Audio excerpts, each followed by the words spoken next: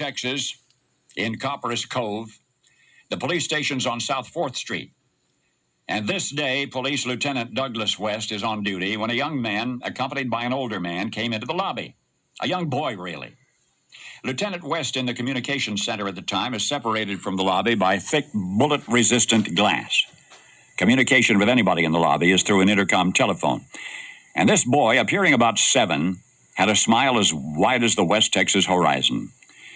Well, the lieutenant picked up the intercom and he asked, could he be of help? And the lad said, are you a policeman? West said, yes, he was a policeman.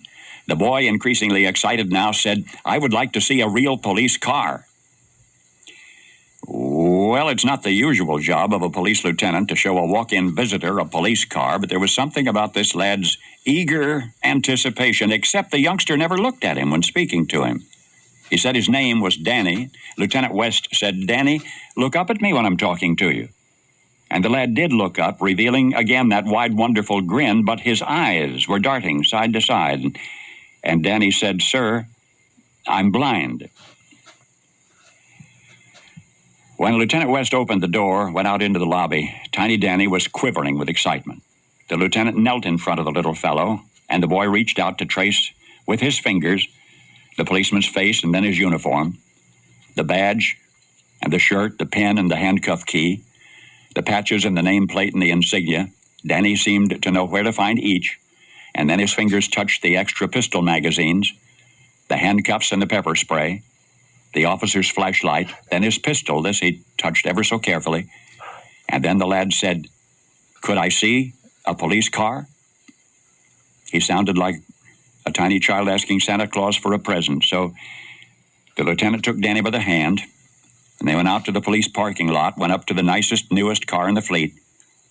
Inside, Danny explored the switches and the knobs, the radio microphone, the radar unit. He was more familiar with some of the equipment than even rookie cops are. His father had read police stories to him and described the old television programs about lawmen.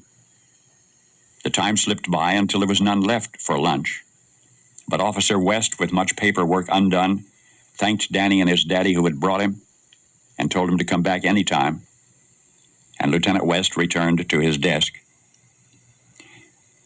reflecting for the first time in such a long time on why he had become a policeman in the first place.